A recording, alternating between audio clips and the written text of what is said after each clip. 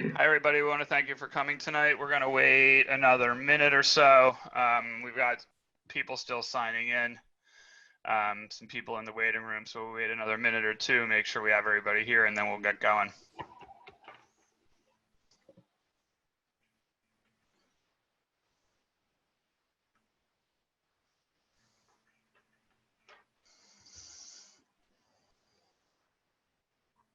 Should we tee it up, Brad? Yeah, sure. Let's go. All right. Hello, everybody. Thank you for joining us tonight. My name's Stan Schreyer. I recently started working with Brad Knight at the Brad White, at the North Sales Loft in Salem. Brad's been with North Sales for 26 years, and he's really he's worked in every aspect of the sailmaking industry, from making sails, repairing sails, selling them. He has a lot of design and materials knowledge. Tonight we're going to talk a little bit about sails, but mostly we're going to talk about boat prep, and we'll do a little bit of talking about crew organization at the end. So now I'll turn it over to Brad. Hey, thanks, Stan. It's really good to have everybody on board tonight. Thanks for listening in, and I hope I throw out some worthwhile information that you guys can use as you get your boats ready to go in the water this spring, because that's what we want to do. As Stan said, I've been flapping around in boats for a long, long time. I had a lot of fun with the sailmaking industry, and everything from dinghies to bigger boats, and sailing different parts of the country and the world. So I'm a pretty lucky guy. So let's move forward, Stan, and start at the top of the mast. We'll see if we can make some sense out of this. All right. Yeah, the whole thing we're trying to avoid, you guys, is obviously just this scenario. We don't want your boat to fall apart when you're out at sea. Who knows what let go on this boat, and I hope everybody's safe, but that's not a good scene. And I'm sure if everybody got off the boat safely, that's a good thing. But this is a scary, scary scene. So boat's a goner, I'm sure.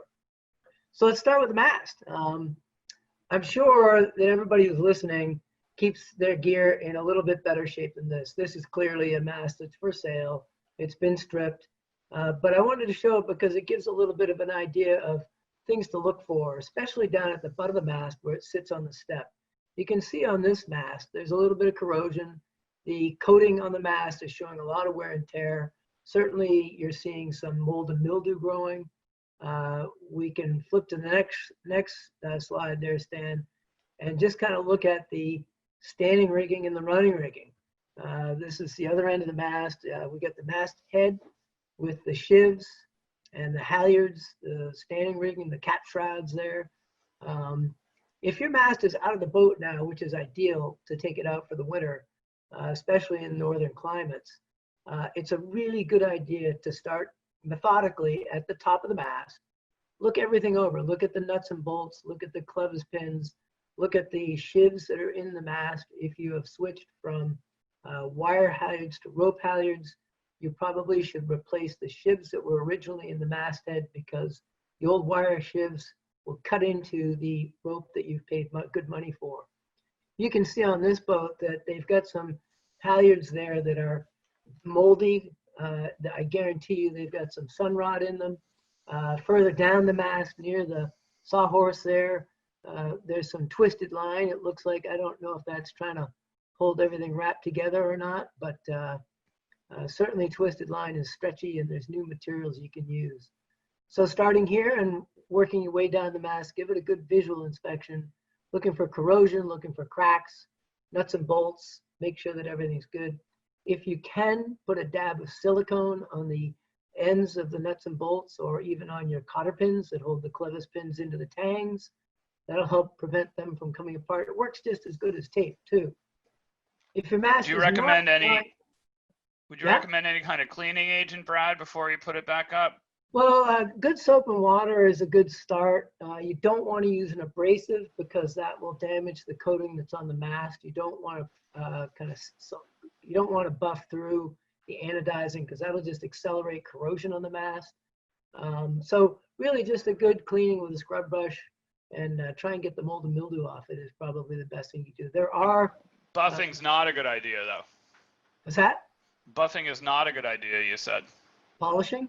Yeah, no, you a can buffer. Polish it. There's aluminum polish that won't hurt it, but don't be too aggressive with it. Just follow the directions on the can and And that's a good way to help protect the surface, but you do not want to use a compound on it, no. So if your mast isn't down, it's a good idea to send somebody up the rig. And this has a little bit of an advantage because you can check all the fittings and parts that are up there. It's important to make sure that if you need to straighten your Windex, maybe the mast got dinged up during the winter somehow. But a good thing to do at this point is to tie a restrainer around you in the bosun's chair and around the forestay and slide down the forestay so that you can inspect all the joints. The joints are in about a 8-foot section, and they're held together by either threaded screws or what are called roll pins. And over the course of time, as the rig ages, those roll pins can actually back out a little bit and cause a problem getting your top swivel up and down the forestay. So it's really worthwhile to look at that. We can tell in the sail off when somebody's got loose joints on their forestay because about every 6 or 8 feet along the left of the sail, we will see a stain mark. As those two ends of the foil grind together against each other through the season, as the forestay kind of wiggles and shakes and does its thing, the aluminum that gets ground apart will end up on the sail as a black stain. It's also a good idea when you're up there, if you can, to just spray a little McLube or something in the groove so that you can actually make sure it's plenty slippery. Your boatyard, if you instruct your boatyard correctly, they can check all this stuff for you. It's a worthwhile thing to do because you don't want to drop the rig over the side during the season. So should you be going up the rig at least annually, would you say? Oh, yeah. Oh, absolutely. Yep. If your rig isn't taken out of the boat for the winter storage, then I would say, yeah, it's a good idea to go up annually, at least annually. Yep. Now, your rig isn't as complicated as a square rigger like this, but you can imagine these guys are fastidious. One thing that they have to deal with is chafe. And as the sails are laid out against the shrouds and the rigging and so on and so forth, the pressure can create a lot of chafe on the sails. So on a rig like this, they really do pay a lot of attention to the chafe material that's on the mast, on the spreaders, on any of the yard arms, on any of the standing rigging. And we go to the next slide. We look at what's a little more typical of what we all work with. And you see that these spars are, number one, looks like they're waxed and well protected from the sun. They look clean. But the one thing I do notice here is the tips of the spreaders doesn't look like they have a whole lot of protection on them. So imagine every time you tack your boat, if your Genoa backs against that spreader, there's a chance that a sharp spreader tip could tear your sail. This is something else we see on sails on a pretty regular basis, is that unprotected spreader tips cut into the sail cloth. We can tell if it's we can really tell how sharp the spreader is by the damage that's done to the sail. And so it's a worthwhile place to look. We also, at one point, had a Pinto 42 years ago that the guy brought the sail in 2 years in a row, and there were distinct slice marks in the sail. So I went to the mast and looked at the spreaders, and lo and behold, the back edge of the spreaders was a very sharp edge. It looked like it had been cut by a bandsaw or something. So we reported that to the owner, and he talked to his boatyard. It was a good boatyard. And they actually filed over the back edge of the spreaders, and that was the end of the problem. We're happy to keep repairing the sails, but why not solve the problem? The other thing, I'm sorry, Stan, if you could back up just one. Yep. The other thing to look for, and we've seen damage because of this, are where you've got fastenings on the mast. Say it's a steaming light or a spreader bracket or a topping lift shiv. If there's a fastener there, we've seen where the person who installed the fastener actually tightened the screw too tight and stripped the head of the screw. So though the screw was into the mast very strongly, the head of the screw had a little barb on it. And that was slicing the sail and causing damage that way. So yeah, we found the root of that problem too. It's pretty amazing how you can get back to the problem and solve it. But it doesn't take much. Small, sharp edges can do a lot of damage, can't they? Well, let me put it this way. If you took your face and smashed it around some aluminum and stainless steel for a half an hour, you'd probably look pretty buggered up. So your sail takes a beating, there's no doubt about it. And making sure these things are taken care of, maybe rubber boots on the end of your spreaders. If you're just cruising, the rubber boots are fine on the end of your spreaders. If you're racing, maybe you're a little bit more concerned about weight or for something up aloft, but boy, protect your sails. It's very, very worth it. As we come down the mast, now we've landed on the deck. And the reason for this picture, this boat is either being rigged for the season or unrigged. And just to kind of point out a couple of things. The lines are all askew, well, that's okay. But what's really important here is to inspect all the fittings on the deck of the boat, all your blocks, all your cleats, all your tracks, your stanchion bases, everything. I know on my Pearson 33 this year, I pulled 6 stanchions off because they've gotten a little bit loose. In the process of doing that, I noticed that 3 of them were actually cracked.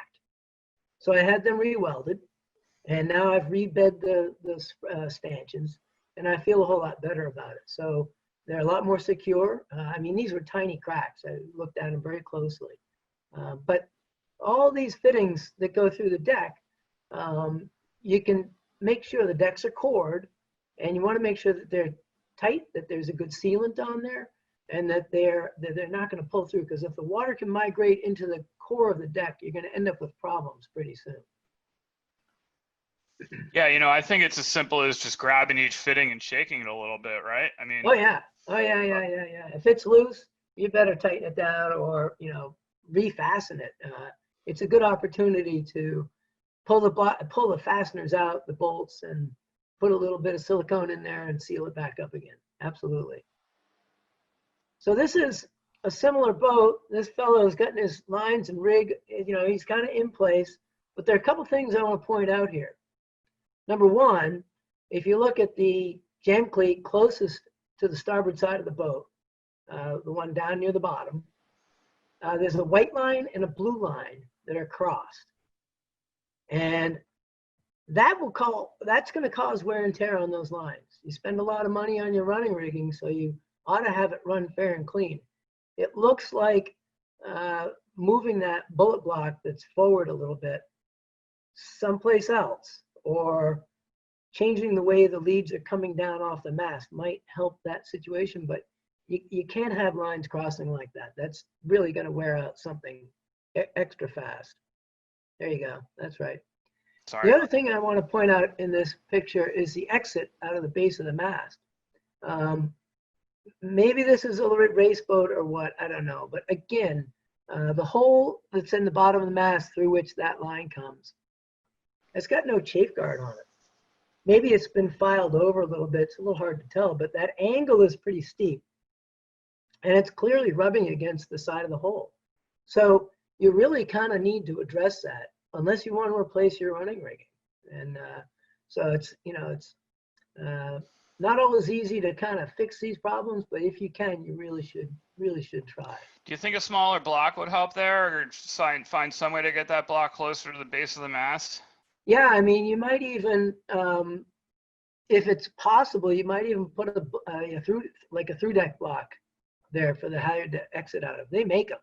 Yeah. And it's 2 shivs kind of in line, and the line can pass through there. But yeah, I'd do something there. That's just a problem waiting to happen. You'd be winning your world championship race, and the halyard would let go because you didn't tend to that small chafe spot on the base of the mast. That could ruin your day. So when you pull off a fitting that's on the boat, this is a picture of a cleat. Imagine it's my stanchion bases. A couple things to point out here. Where the fastener, the bolt, goes through the deck. Let's start up a little bit higher. Number one, the red spot, bedding compound. You can get rubber sheet from the plumbing section of a good hardware store that you can cut to fit in those locations. That acts as a very good bedding compound. If you don't have that, then some silicone that we would put in there. I'll make a comment about that in a second because you don't want to squeeze all the silicone out. You drill into the core of the boat, and if you take, on my stanchions, I took a big nail and I cut the head off it. I bent the end of the nail 90 degrees. I stuck it in a drill bit. So I put it into the hole so that the bent part could spin around and kind of beat up that part of the core. I put tape underneath the deck to block the holes, and then I filled the holes with epoxy and a substrate so that it would actually bind it all together, make a solid core.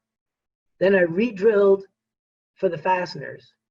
When I re-drilled the fasteners, I did a little bit of a countersink at the upper part of the deck. And then I got ready to put in my bedding compound. By putting a slight bevel in the top of the hole, when I squeezed down the cleat, the stanchion base to the deck, all the silicone didn't squeeze out. The other thing about that is, do not tighten down the fasteners super tight right away. Let the silicone set up a little bit and it will form its own gasket. The last thing I want to point out is the size of the backing plate behind your fat fitting on the deck. With my stanchions, I got some G10 epoxy laminate, and I made a much bigger backing plate than was underneath there when the boat was built. It's 30-year-old, 32-year-old, Pearson 33. And the backing plates they put on were almost exactly the same size as the base plate for the stanchion. I said, well, that's a little bit crazy. So I made as big a piece as I could that would fit in the spot under the deck. And I feel like the stanchions are so much more secure today than they were last year. Absolutely. You know, Brad, I think that's a good point about not over tightening the screws. I mean, you can really get more power than you think, especially with a wrench, and you could almost damage the deck if you're really lomming on it, right? Oh, absolutely. Yeah, just tighten it down good and snug. And then, of course, after a while, check it again. But yeah, there's no reason to crank it down super duper tight, especially a bullet block or a pad eye or something on the deck. A bow cleat, I'd want that nice and secure. As we're going around the deck of the boat, it's worthwhile to take a look at your winches. I like this picture because it's an old antique winch. I'm sure most of the winches that you guys all have on your boats are a little bit more modern than this. But take your winches apart. Be careful. There are springs inside and the little pawls, they're called, that engage into the teeth in the ratchet. But it's definitely worthwhile. When you spin your winch, if you don't hear a clear, crisp click, click, click, then you've probably got a lot of gunk in there. You can use a solvent like diesel fuel is a good solvent to break down the old dried out grease and whatever gunk is in there. A toothbrush is a good tool to have. You take it, don't use your wives or your kids, that could get you into trouble, but using a toothbrush will help you get all that gunk out of there, lots of rags to keep it clean around and on the deck. And then put it back together with a nice lightweight grease is a good way to go. So when you're sailing offshore, just a quick thing here, because I like this picture for a couple of reasons. Number one, on the right side of the screen, you can see where the general or the headsail sheet wraps around that windward cap shroud. And it appears to me that that shroud has got a nice big chafe guard on it. Maybe it's one of those old fashioned bamboo rollers that this fellow varnished up kind of nice, or maybe it's a piece of vinyl tubing. But that's a really important thing to take care of. The other thing is you'll notice on this boat that the halyards, the spare lines and everything are really nicely coiled and secure at the mast. They're not flapping around in the breeze. They're ready to deploy if you need them. It looks like there's an organization here. The sail is reefed. The mainsail is obviously reefed. It's been secured, so it's not flapping in the breeze. And this makes everything a lot safer on the boat, so that if you have to make a maneuver or if you have to go on deck, you don't have things that are flying around in your face and may cause a problem. This is a well set up boat. Yeah, it looks it to me too. Yeah. So yeah, it's worth it. The last thing really that I'd really like to talk about, now go on to the next slide, Stan. Okay. Is steering. because the steering, obviously, it's important. And I'll have a quick little side on that in a minute.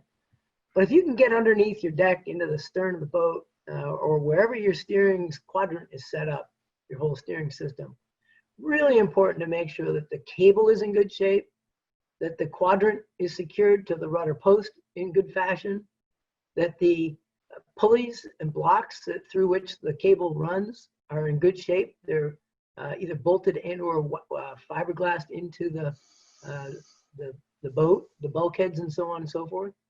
A lot of times there's a chain involved up in the pedestal. Make sure the links are all good. Make sure it's clean. Make sure it's lubricated.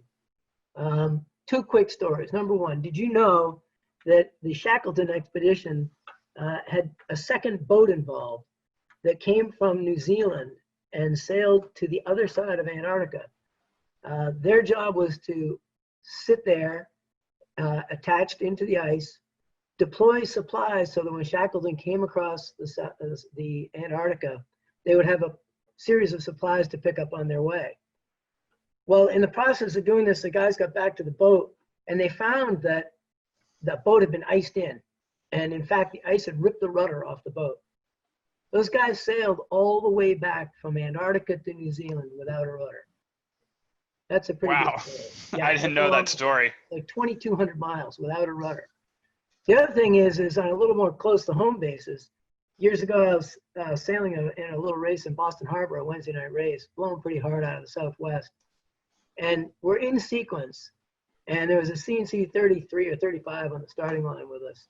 Suddenly there was all kinds of noise, and people were yelling and screaming, get out of the way, and so on and so forth. And after the race, we found out that that guy's cable had snapped on his rudder, on his steering system.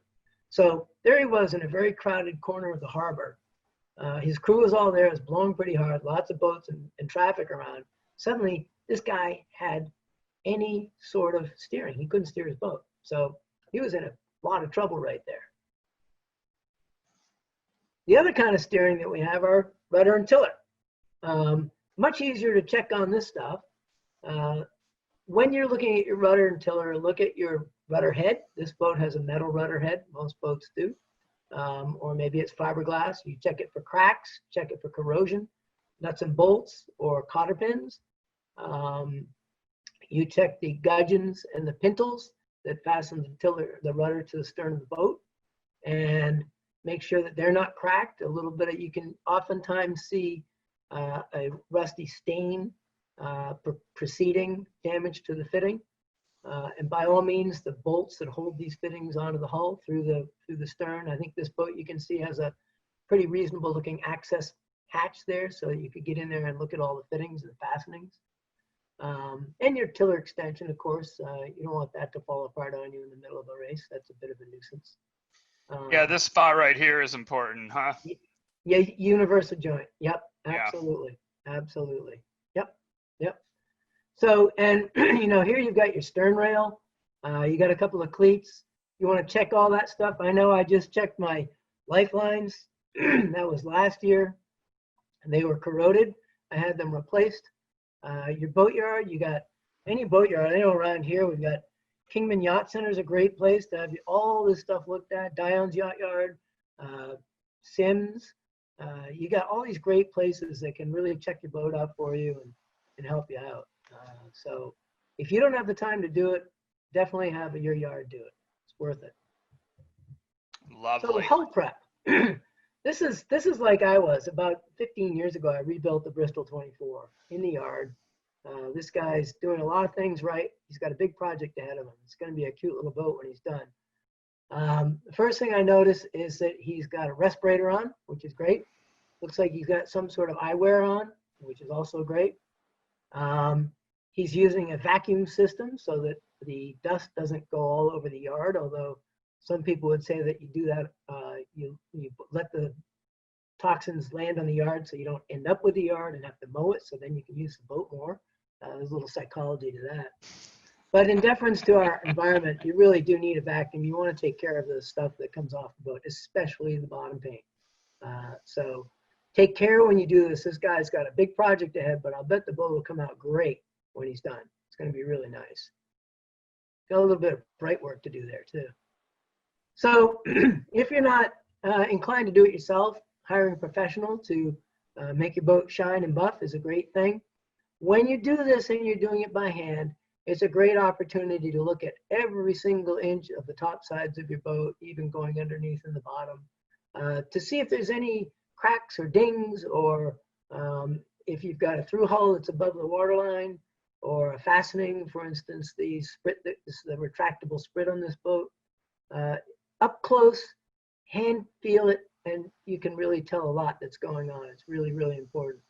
Yeah, you really prefer to wax or polish by hand rather than with a machine, right? Yeah, I'm a little bit of an idiot. I do like doing it by hand, and it's because I can feel it.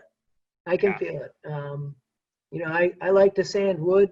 I don't have a wooden boat. Well, I do have a wooden boat, but that's a little power boat. But when I sand by hand, I can feel it through the paper or polish it through the rag.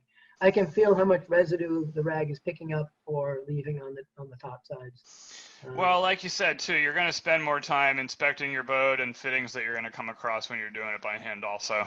Yeah, right. Yeah. I'm just, you know, that's the way I am. I like to see it up close. I'm actually in the process of painting my house and doing the same thing with my house. It's up close, checking everything out. So it is what it is. It's what I like to do. But your boat yard, you know, Kingman or Dion's or any of these yards, they can really do this, and they do a much better job than I do.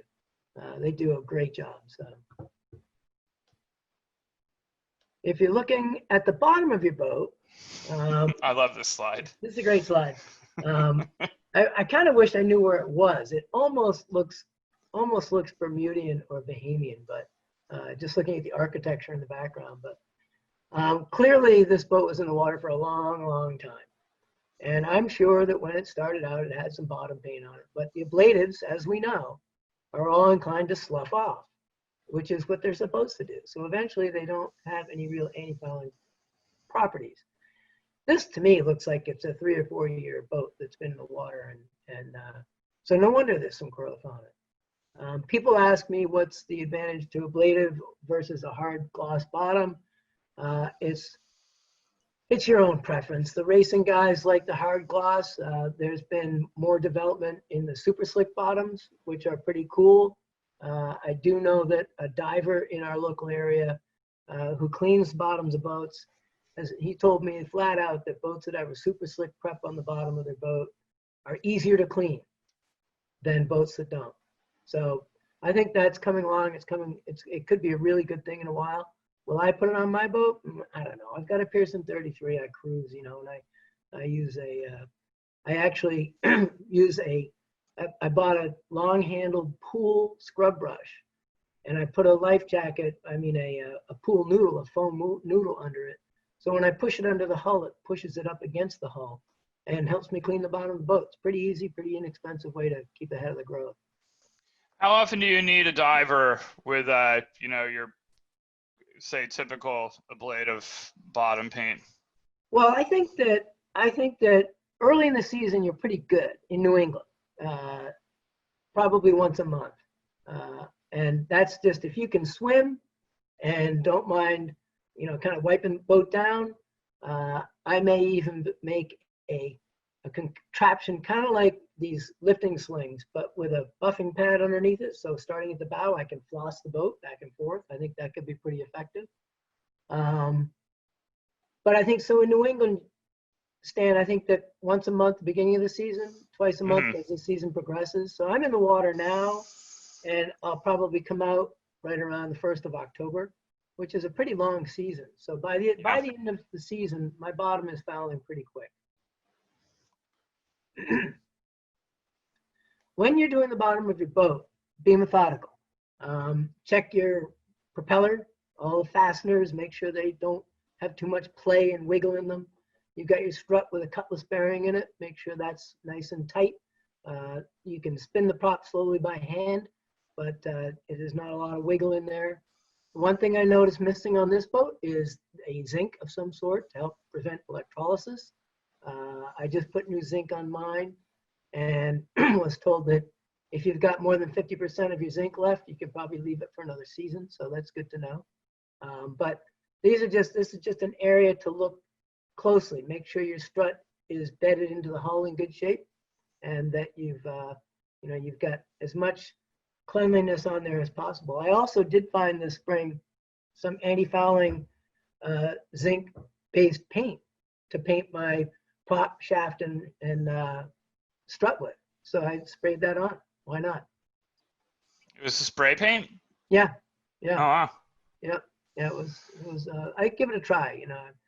I'm also trying the water-based bottom paint for the first time. I've used it on my skiff last year, and it worked pretty well. So I'm giving that a try this year. Advances are being made every year. It's getting better and better and better. So there's no doubt about it. If your yard does the bottom, rolling the bottom onto a cruising boat is a good way to do it. Certainly earlier in the spring is better than when it's hot and dry and windy. I made that mistake a few years ago when I first got my Pearson, and it was a hot, dry, windy spring day, and the paint was practically dry before I got it on the bottom. This year, with the water-based paint, I looked at the tech specs, and it actually said it was okay to apply to a damp hull, not a wet hull, but a damp hull. So I used a roller. I had a spare brush next to me, and I would roll a section, and then I would take that spare brush and brush into where I've already painted so that it feathered in nicely. The bottom came out great, and by painting onto a damp hull, the coating went on a lot smoother than I've ever done before. So it was really sweet. So then before the boat was launched. So was it actually recommended to have the hull be a little damp, like they wanted it that way? It didn't come across as recommended, but Yeah. what they said was it was okay to apply to a damp hull. So I figured I'm going to try it.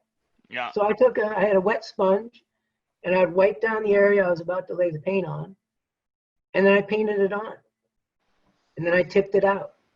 So let's come back next fall. I'll do a webinar, and I'll let you all know how it happened. I could look like the boat in the first picture here. But we'll find out. You roll and tip on your own? Yeah, I do. One guy, yeah. Well, yeah, I mean, the first coat, I had an assistant. My daughter helped me. She did a great job, but she wasn't around the second time, so I just did it myself. I just used the brush, and I used the same rolling pan. There's a little bit of paint in there, so I just brushed it on. Came out great. Okay. 2 coats.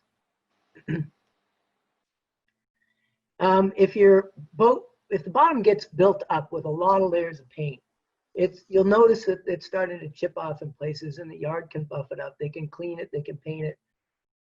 Eventually, it seems that every boat needs to be stripped and basically taken down almost to bare fiberglass. At which point, you really should have a barrier coat applied to the bottom of the boat to reduce migration of water into the fiberglass structure.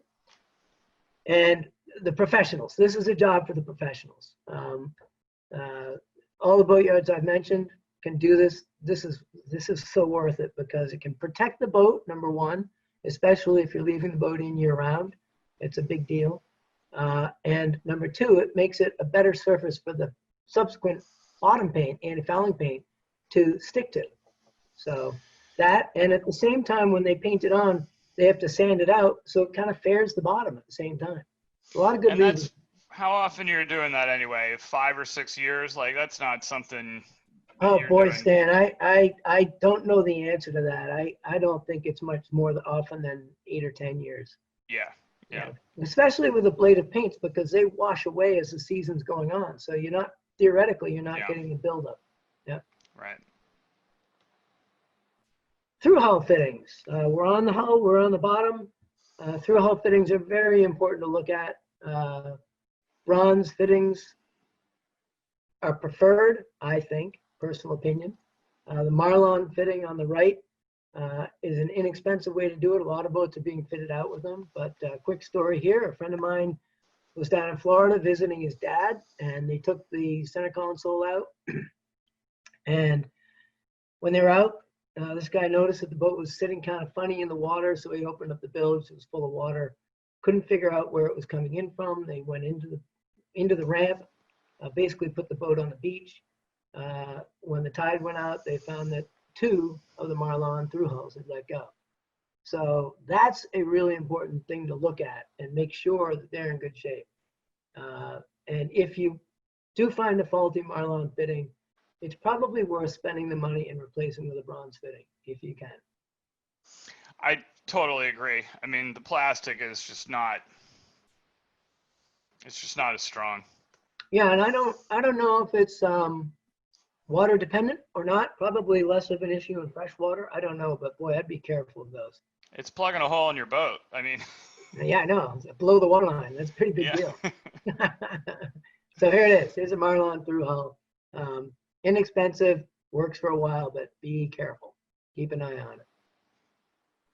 On the deck, we're going to come back up onto the deck for a minute here, but you've got your fuel fill gasket, and I know on mine, I said this a couple of weeks ago, there's a gasket between the cap and the actual filler, and mine is cracked and a little cruddy. I need to replace it. I'll have to look it up online, but you don't want any water or any contaminants getting into your fuel. That's just begging for trouble. So it's worth looking at, definitely worth looking at. And your water fill gasket too, because if your water fill lets salt water in, then you're going to contaminate your fresh water tanks. That's not good. So take a look. It doesn't take much either for either of those things. Salt in the drinking water or water in the gas, right? Yep, that's right. That's right. It can make for a bad day. On to engines. There isn't much I can really say about engines, except I like this little shot because it's kind of a cool engine. I doubt any of us have one of these on our sailboat, but it's clean. And this is my point here with the engines is, since I got my boat and it was very, very dirty and messy and so on and so on, I always try and clean a little bit more every time I leave the boat. I'm slowly getting around to my engine compartment, but it doesn't look like the next slide, which is a sailboat. The only thing that's similar to this and mine is that typical sailboat is very cramped and it's hard to get into. But if you keep your engine compartment clean, you'll be able to see where any potential leaks are on the engine, and you should be able to be a little bit more proactive and a little bit ahead of the problems. So what I'm doing on mine, if you can imagine my 30-year-old Yanmar, I think it is, and there's been years and years of kind of whatever going on in there, and it's dirty. So when I am on the boat, when I leave the boat, I sponge out the bilge because I don't want water in the bilge for a couple of reasons. Number one, I don't want water in there. I don't like the smell. But also, by sponging out the bilge, the next time I go to the boat, I can tell how much water has come in through the shaft seal or the stuffing box. So it gives me a way to know if the boat is going to sink in 24 hours or if I actually have a week before it sinks. So a clean engine is very good to have with a decent coat of paint on it too. This looks like a new engine installation. I mean, the pipes and everything are so clean. Very difficult to keep it this way, but it is worth it to try and keep it clean. Now, if you look on this engine where the shaft comes out of the left side of the engine, the aft edge of the engine, you've got your shaft seal in there. Make sure you look at those couplings. Make sure that nuts and bolts are in good shape. You've got a safety ring on them so nothing comes apart. And these, again, as Stan mentioned earlier, the propeller shaft goes through a hole in the bottom of the boat. So if that all comes apart, that's a real problem. I can tell you that a long, long time ago, my dad was bringing a powerboat down from Maine, and off of Cape Ann, middle of the night, the engine was on, but the boat stopped moving. And they hadn't, the boatyard he was at up there in Maine, I don't know which one it was, but something happened and the propeller just fell off the boat. So it was a single engine powerboat. So there they were out off of Cape Ann in the middle of the night and they couldn't go anywhere. So that's another thing to check is, like I mentioned when we were looking at underneath the hull, the propeller and the fittings, all that stuff, make sure it's all in good shape. So finally, we get to the sails on your boat. You probably don't have as complicated a rig as this, but it's worthwhile every year or at least every 2 years. If you're sailing the boat, New England, we figure on a dozen, maybe 15 weekends a year, you get maybe to use your boat, but then somebody gets sick, or then there's a wedding, or then there's something going. So it whittles it down to really about 8 weekends when you get to enjoy your boat. That's 16 days. Okay. You don't want your days to be ruined by a sail that tears or falls apart on you. So having your sailmaker take a look at them periodically every other year or so, rinse them off, get them cleaned as best they can. The sailmaker will check all the webbings on the corners, all the rings, all the stitching, the UV shield, which is on a Genoa that sits on a furler. We have a system and a routine that we follow that lets us go really pretty quickly over your sail and make sure that during the season you won't run into trouble. And that's really our goal. The next sail, yeah, this slide here shows the clue of the sail, roll furling jib.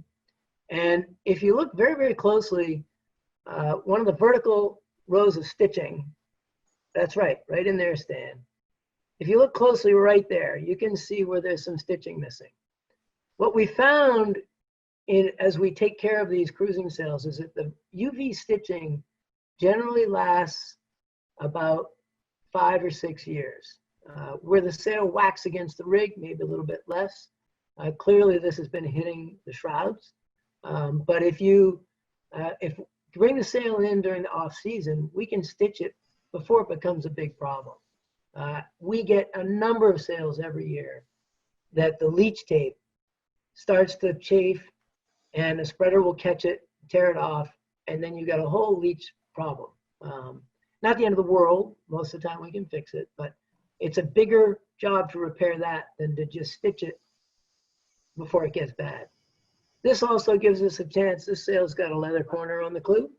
Not completely necessary. It does help protect the webbing from the sunlight. The webbing should be, all this webbing should be covered in one way or another. We do have a coating we can put on it, which works really, really well. The last thing I would point out here is the line that's dangling below the 2 grommets for the foot line.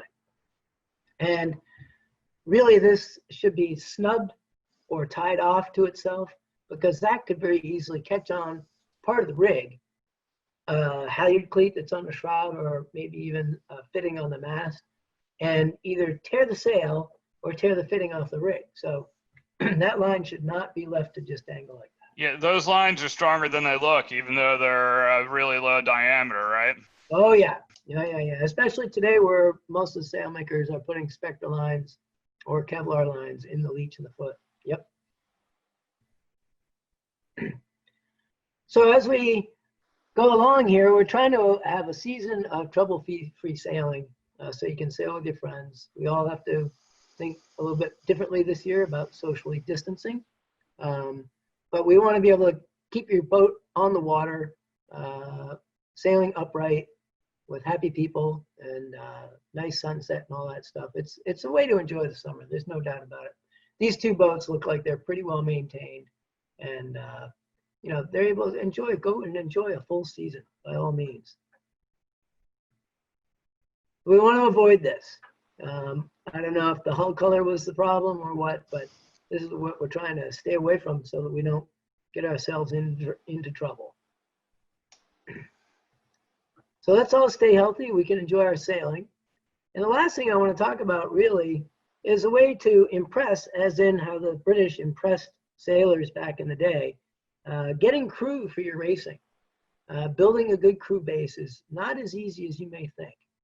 Today it seems that there's a tremendous amount of distractions, be they your children's soccer games or baseball or, again, weddings or social events.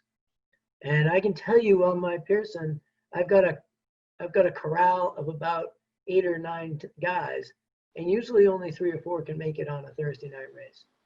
Most important to me is that you have people that are compatible, that you like to spend time with. You're going to share stories, you're going to share experiences. You're out there to have fun. Number 1, F-U-N, fun. Set some good guidelines for your crew. I guarantee you this, if you take care of your boat well, like my guys were ready to help me paint the bottom of the boat. Then this virus came along and they couldn't. And I kept them up to date on what was going on, and they're really excited to go sailing, but we can't really go sailing together. But they were genuinely excited. I put a new general on the boat last spring. I have a new halyards, some new lines, and I let them all know that I'm taking care of the boat so that they get excited about it. If your crew thinks it's just going to be the same old, same old, same old, they might see the guy next to you who's got a great looking bottom, or he's got a new Genoa or a new mainsail, and they may say, oh, I'm going to go talk to him because he's taking care of his gear, and I might go sailing with him. So your competitor may be impressing your crew without you even knowing it. You know, Brad, I think what you said about your call list is really important too. If you need, I kind of feel like you need a Rolodex of potential crew numbers that's about double what you need on your boat. Oh, right. Good point, Stan. Oh yeah, absolutely. And it really is. I've been doing this for quite a while, and it seems as though the most common problem club racers have is filling the boat with crew if they want to go out and race pretty seriously. It's very difficult to do, especially if it's say a 3-day weekend, or if it takes up any sort of work time, because people just don't have the time to do that anymore. Well, maybe they do now, but we can't even spend the time together. Yeah, so, well, and you're right, but I mean, if you need 5 people on your boat and you're gonna go do 10 race days a summer, like there's no way those 5 people are all gonna be able to make every one of those days, right? Oh yeah, and well, back in the day, the regattas down in Florida, the whole Southern Circuit, you know, it was basically take a month off and go sailing, and that, good luck doing that. Not today. It's just too demanding. So a good, well-prepared vessel. Set the expectations. Fun, fun, fun. I kind of laugh about taking crew from competitors. It's not really a good idea because it's a small community. The sailing community is pretty small. And let people gravitate, move around the way they want. But I guarantee you, if you prepare your boat well and you take care of your crew, yes, I do have beers that we drink after racing. I let the crew relax. I help fold the sail, the main and the boom. I get involved. We laugh. We have a great time. We actually, on my boat, when we do the Thursday nights, I usually have a grill going. We're cooking sausage and stuff like that. So it is. I have fun. Make sure it's fun. And, you know, it doesn't need to be much either, but something at the end of the race is a good idea. Like, I know a guy, he always says, he's like, at the end of the day, when I'm done sailing, I want my spinach pie and my Heineken. Yeah. Well, let me tell you this. So a long, long time ago, I was asked to do a weekend race with a guy in Mast Bay. And I brought a friend of mine along. And this fellow who owned the boat brought a peanut butter sandwich for himself. Didn't even bring one for his son. And this fellow also brought sunscreen for himself that he was very reluctant to share. Yeah. And did I ever sail with him again? Probably not. And did my buddy who I brought along ever sail with him again? No. Yeah. So, there you go. So there you have it. But I've had a ton of fun with a lot of good people, sailing in good boats and fun places, and always happy to go back on those programs. Absolutely. So that pretty much wraps it up. Go out on your boat, have a good time. The days of sailing with 2, 4, 6, 7, at least 8, 7 people on that boat. Oh, one person took the picture. Oh no, we've got a selfie stick. Maybe gone for a while. Sailing is going to happen. We're all going to be out there flapping around Buzzards Bay and Mast Bay and all those places. And it is fun. It's super fun. We want to get out there, enjoy the sun, and you know, just go sailing. That's the goal this year. We got to get our minds off of some of the other things that are going on. And there you have it. At the end of the day, you spend a little while sailing with somebody, and you can sit on the bow and enjoy a little sunset and just each other. It's pretty special. So Stan, what else you got? You got anything else to talk about? Not really. If anybody has questions, please write to Brad or myself with them. We'll be sure to get back to you. Yeah. And Brad, that was great. Thank you so much. And thank you everybody for tuning in. You're very welcome. And next week, if you look at the webinar schedule, I'm doing one with a couple of buddies. The 3 of us grew up on Mast Bay. And we're going to go through great experiences and fun places to go on Mast Bay. Should be a good one. A couple of locals. I do know a little bit about that one. I think that one's worth tuning into. Who you doing that with? JB and Jack, right? Yeah. So we've got the South Shore where I grew up down in Cohasset. Jack grew up in Hull, and JB in Marblehead. And I know what I did when I was a kid. And I know those guys. There'll be some good stories there. It should be pretty good. There were some break-ins. All right. Well, thanks. Okay. Thank you, everybody. Have a good night. Thanks, everybody. Appreciate it. Hope you enjoyed it. Bye-bye.